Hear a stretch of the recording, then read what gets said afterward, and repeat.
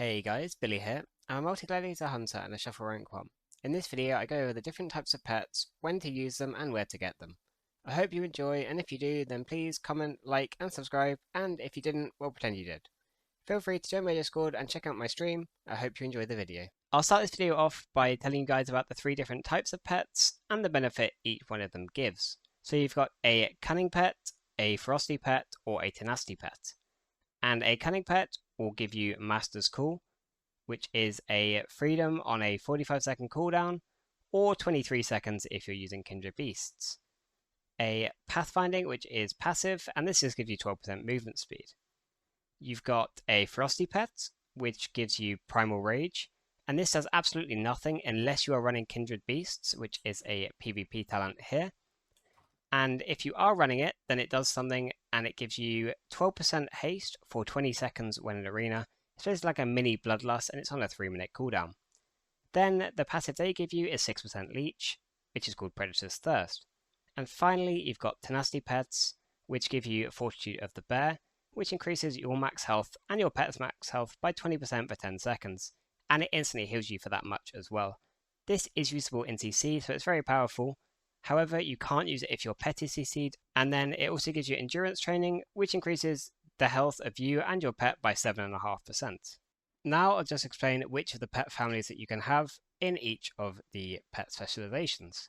So for cunning pets, you can have raptors, rodents, or hyenas. For ferocity, you can have ravagers, devil swords, scorpids, or carrion birds. And then for tenacity, you can have dire horns, hydras, river beasts, or lizards.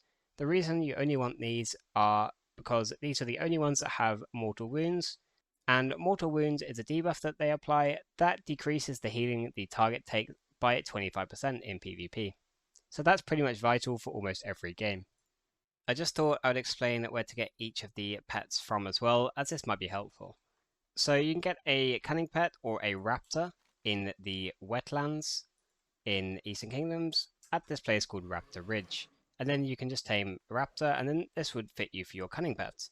There is a second type of cunning pet which I'd recommend getting, and that is an undead raptor, which you can get here in Nazmir at the Shalaji Tarbets.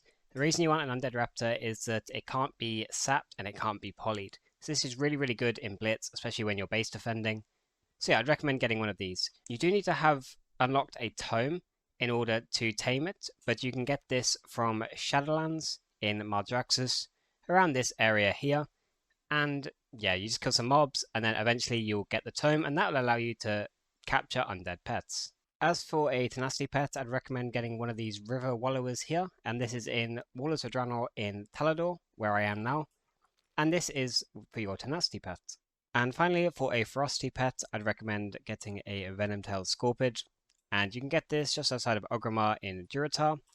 So yeah, that will suit you for your ferocity pet. Now I'll just do a segment on when to use each type of pet.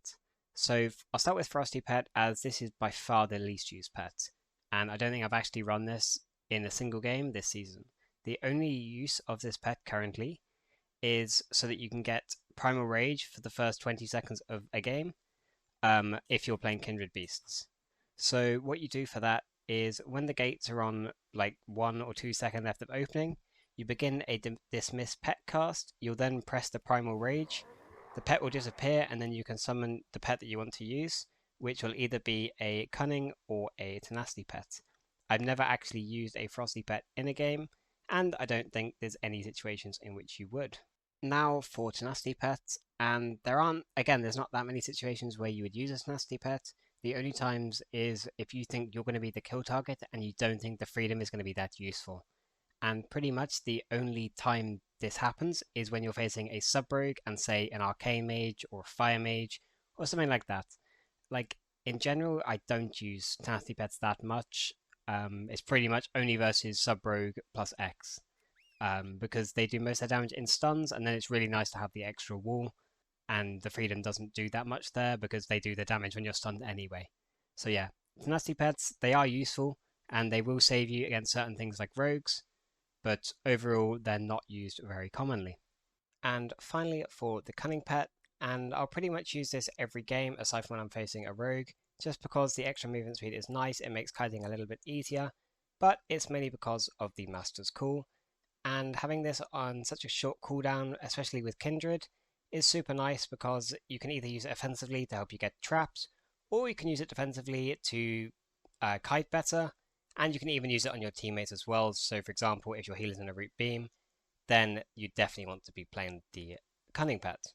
So yeah, overall, I use the cunning pet by far the most, then is the tenacity pet occasionally, and almost never the ferocity pet. That's all for this video, and I hope you all enjoyed. I'll be working on a blitz guide in the upcoming week or two, and let me know down in the comments if you have any other questions. Have a great day. Peace out.